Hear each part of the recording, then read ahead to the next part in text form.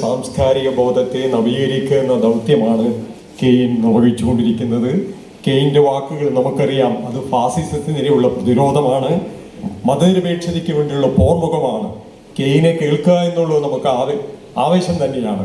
പക്ഷെ ഇപ്പോൾ തന്നെ നമ്മുടെ ഈ സെഷൻ 15 മിനിറ്റ് വൈകിയിരിക്കുകയാണ്. അതുകൊണ്ട് മറ്റ് നടപടികളിലേക്ക് നമ്മൾ വേഗത്തിൽ പ്രവേശിക്കുകയാണ്. ഇനി അടുത്തത് ഒരു പുസ്തകത്തിൻ്റെ പ്രകാശനമാണ്. ഇ ഡി ഡേവിസ് രചിച്ച സെക്കുലറിസം, ബഹുസ്വരത, മനുഷ്യാവകാശം. വാസ്തവത്തിൽ ഈ മതനിരപേക്ഷ സംഗമത്തിൻ്റെ മാനിഫെസ്റ്റോ എന്നാണ് ഞാൻ ഈ പുസ്തകത്തെ വിശേഷിപ്പിക്കുന്നത്.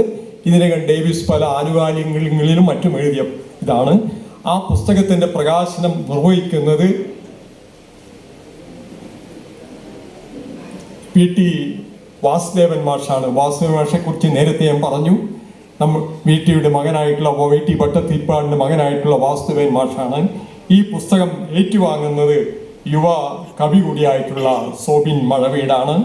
ഞാൻ വാസുദേവൻ മാഷെ, സോബിൻ മഴവീടിനെ, ED ഡേവിസിനെ ഈ വേദിയിലേക്ക് ക്ഷണിക്കുകയാണ്.